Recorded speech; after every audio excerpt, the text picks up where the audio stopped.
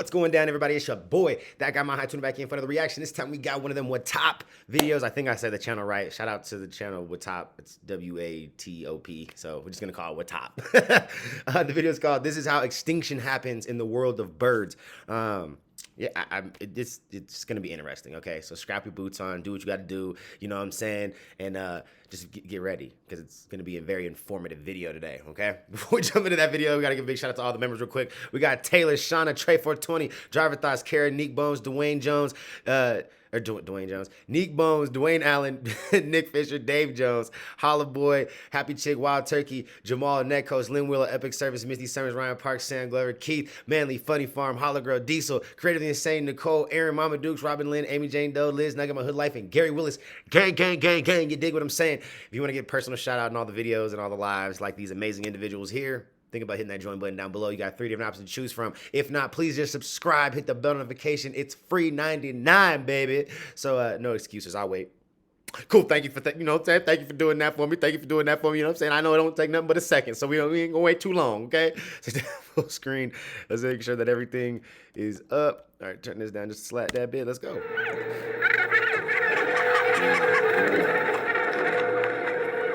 Bro, are they eating the babies? Yes, some birds actually eat other birds. For example, eagles don't really mind having someone smaller for lunch, but you just don't expect similar behavior from pelicans. I mean, these are the birds that put the fish in the big pouch under their beak. And yet, great white pelicans have indeed been seen eating Cape Gannet's chicks. They attack any chick left unattended, which is small enough to be swallowed alive. That is, weighing up to 4 pounds.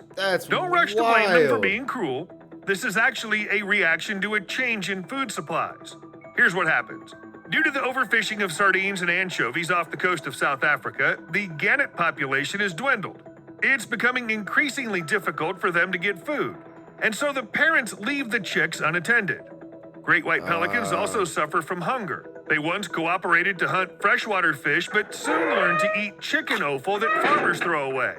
Eating something that doesn't try to run away from you is normal behavior for animals. The pelicans felt great eating chicken offal. Their number increased significantly. However, over time, this food source disappeared and the pelicans began to feel hungry. So they started eating gannet chicks.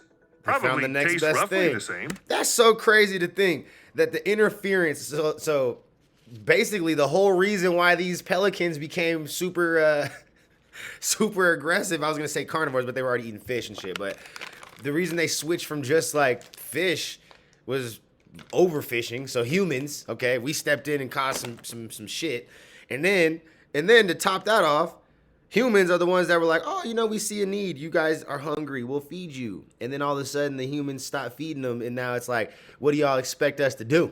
You know what I'm saying? It's all right, we'll just go eat some you know, some of our kind and shit. Like, what the hell?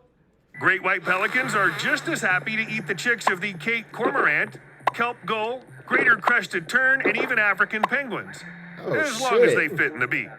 If there were also pigeons on Dassin Island where great white pelicans live, pelicans would eat them too. In 2006, Londoners were shocked when a great white pelican swallowed a pigeon whole in front of terrified children in St. James Park. And in 2016, the same thing happened in Russia, when a great white pelican swallowed a dove at the zoo. It attacked a bird flying towards it during feeding time, snatched a dove right out of the air and swallowed it. People who saw that decided that the poor fellow simply didn't have enough food. Actually, there's nothing unnatural about pelicans eating birds. Since pelicans swallow their prey whole, they're used to having both digestible and indigestible parts enter their gizzards. Pelican's gizzard has a very muscular structure, so it grinds prey into smaller bits. We can say that pelicans chew food with their stomachs. So there's really not much difference who to digest, fish or another bird along with a beak and feathers. There's another theory explaining why pelicans hunt pigeons. Pelicans used to human contact are much more opportunistic than they are in the wild, experts say. So having a pigeon for a snack is totally normal for pelicans. A pelican might as well eat the leftovers of someone's dinner, because that's what animals are all about. Their behavior is never the same. It varies depending on the habitat they end up in and the changes in the world surrounding them. This is how, for example, Moscow stray dogs learn to navigate the subway. It's believed that out of about 35,000 stray dogs in Moscow, about 20 travel regularly on the city subway. These dogs seem to be able to tell which train they need to get on and where to get off. I mean, they really look like they stick to some kind of plan. Also, dogs aren't bothered by the noise and the number of people, although pets often get stressed even from one trip to the subway. Meanwhile, stray dogs are okay. They can even sleep in crowded carriages. Perhaps you, like me, are wondering how dogs can navigate the subway in the first place. Right. I was just thinking that, like, does this dog, did he just make that many mistakes where he was just getting on trains and he just kind of figured it out? Like, or what? Is he reading signs like this dog right here? Like, and go like, it's time to change lines. Experts also don't fully understand how dogs do this. They probably navigate by smell, lighting, other moving passengers, and maybe even certain people. It's even been suggested that dogs listen to the announcements and know which station they're talking about. Doesn't sound very credible. However, dogs can remember the meaning of words. So why not? Yeah, I was gonna say that to me is not a far-fetched idea. Like, to think that they're not, like, they're listening. Like, yeah, all my dogs, they may not have known every word that I said and every word or every sentence that was came out of my mouth, but there was definitely, every dog I've ever owned, there's always, like, what I like to call trigger words. You know what I'm saying, for those dogs, like, Chief, food, or papas, or eat. Like, those are things that he understands, you know what I'm saying, for it's time to eat. He understands water, he understands shower, he understands outside, he understands lay down. You know what I'm saying? There's a handful of words, but there's definitely, like, a few of them that, like, if I say shower, like, his ass, he doesn't want to go get in the shower, but he knows what it is. He'll, like, you say shower, he's like, oh, hell no, and he'll turn around and go somewhere else, like, nah, I don't want to get in the shower, Dad, no, I'm good. So that's not a far-fetched idea to me. And how about coyotes that are well adapted to living in Chicago? Well, at least they think so. For example, one of the coyotes has been living its entire life in the cemetery, eating the chicken that mourners leave on the graves on Sundays. As crazy as it sounds, up to 4,000 coyotes supposedly live in Chicago.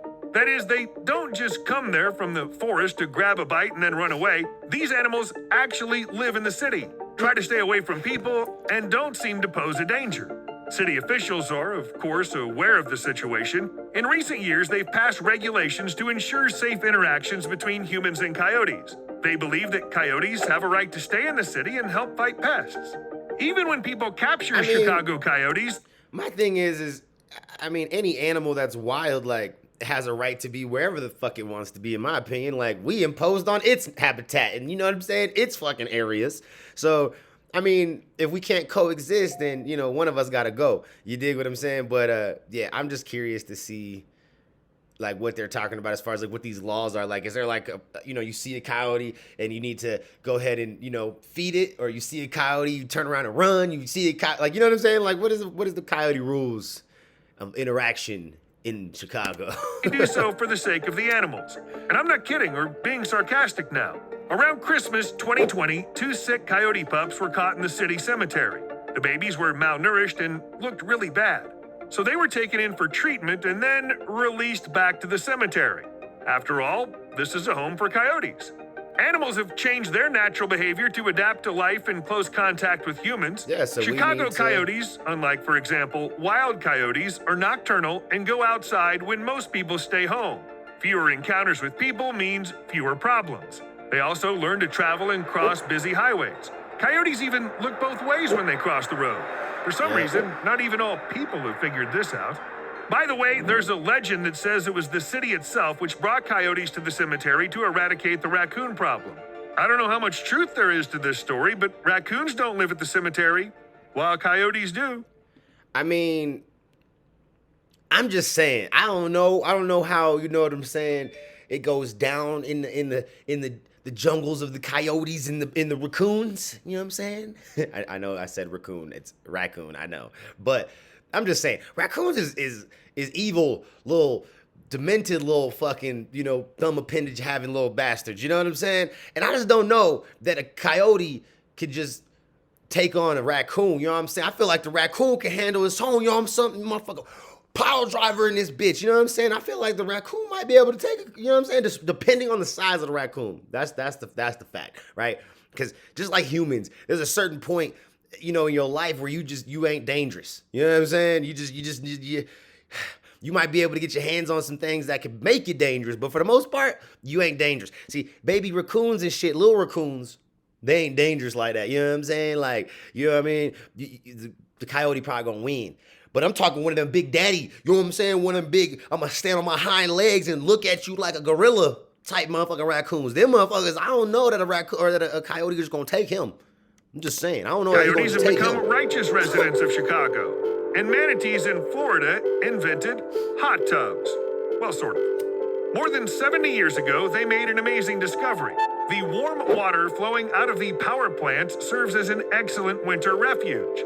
Thousands of manatees now spend the winter next to power plants that take in water from the cold ocean, use it for cooling, and then release it back. Partly because of this, the number of manatees has grown from 1,000 to 7,500 over the last 50 years, and more than half of them bask in an improvised hot tub. It's almost like a But there is one refuge. issue. Someday, these power plants will be closed. Naturally, this won't happen today or tomorrow. Most likely in the next 20 years, manatees will have enough warm water. But after that, they'll have to remember how to survive without a comfortable place to stay during winter. And manatees really, really hate cold water. They get sick when the temperature drops below 68 degrees Fahrenheit. The disease can lead to death, so things aren't looking great. Oh, shit. And again, y'all better start fucking migrating down south, you know what I'm saying? Get to close to the equator, better tap into them, you know what I'm saying?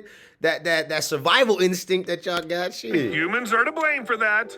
Well, at least the fact that lions started climbing trees has nothing to do with human activity, I think. For some time, it was believed that tree-climbing lions could only be found in Tanzania's Lake Manyara National Park. But this behavior appears to be becoming more common. Lions climbing trees have been seen everywhere, from the Serengeti National Park to the Kruger National Park in South Africa, as well as in Botswana and Uganda. Why is this lion right here is the most laid-back lion we have yet to see? This is a male lion, and you only know because his nuts is just hanging. He just fresh air on my balls. Like, come on, man. But why do these big cats climb trees? Actually, for lions, this is no easy task. Or rather, they can climb trees, it's getting down that's the problem. All because of the structure of their paws and claws. So what's the reason then? There are several theories. Maybe it's just cooler on the branches than on the ground. And as the temperatures keep rising every year, the lions are climbing the trees more often. According to another theory, lions avoid wet ground and grass. They also might climb higher to avoid insects. The more lions exhibit this behavior, the more likely the cubs are to inherit it. After all, they watch the elders and imitate them. If this goes on like that, in a few decades, we'll get a population of lions that prefer to live in trees. This'll be quite a twist. So that's like, but you know what? Evolution happening in front of our fucking eyes right there, like flat out. Even weirder, crocodiles can also climb trees. What? Yes, if you think you can... I think it's time for us to go ahead and hand it in. Bruh, crocodiles is climbing trees now? Escape from the crocodile by climbing higher. Every dang crocodile or alligator movie or whatever where motherfuckers is stranded out there in places they shouldn't be, where they about to get eaten by crocodiles or alligators. That's the one thing that you could do to survive.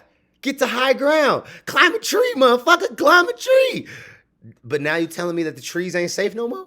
You telling me that I can't get in the tree and get away from you know what I'm saying, old Rocky down there? Like, what the hell, bruh?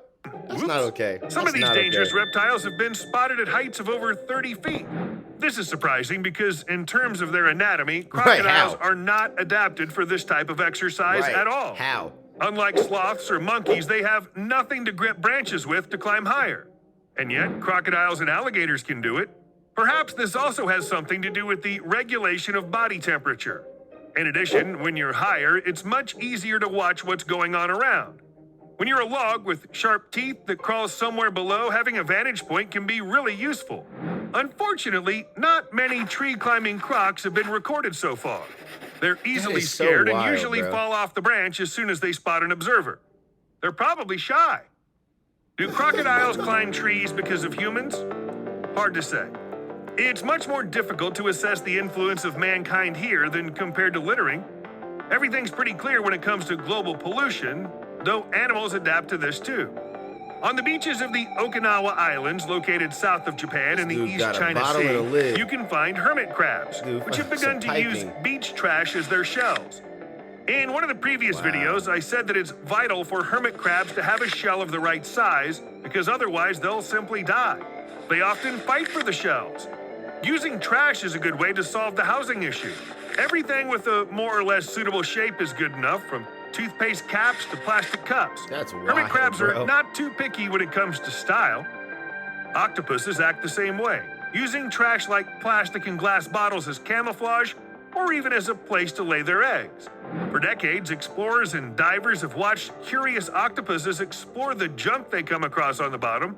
There's enough garbage down there, as you probably know. If an octopus likes garbage, it uses it for its own purposes. And judging by the studies, this happens very often. That's crazy. Scientists have also found out that octopus... It's almost like the animals are like, yo, we gotta help these motherfuckers like figure out a way to repurpose and recycle this shit. Like, god damn. Like glass more than plastic. This may be because glass more closely resembles the texture and feel of seashells.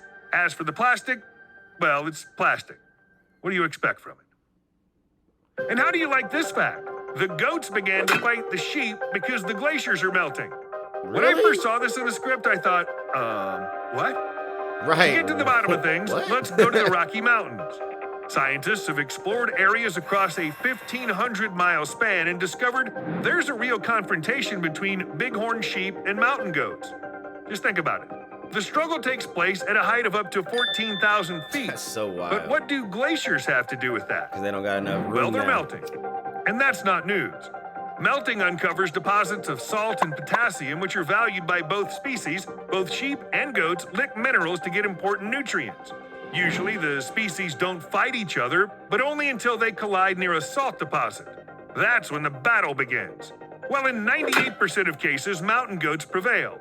Although both opponents are well adapted to moving in the mountains, mountain goats have razor-sharp horns in their arsenal, plus they are very, very assertive. And no bighorn sheep trying to lick off just a bit of salt will stop them. See you later. I was hella thinking it was the other way around, like the bighorn sheep got the bigger horns, but I guess the smaller, more pointy, violent ones are the ones that make more sense. Okay, that makes sense. That's crazy. Like I said, we was gonna learn some shit today. You know what I'm saying? We went ahead to learn something today, bro. That was pretty interesting. I ain't gonna lie. That was pretty interesting. What was the best fact, or what was your favorite fact in this little situation, man? What did you learn today? Okay, what did you learn? I learned a lot, man. Like the manatees, the lions, the damn crocodiles. That shit, goddamn, that right there, goddamn, messed me up right there. You know what I'm saying? Don't ask why I started talking like that, because I don't know. Anyway, I'll catch you on the next one. Peace.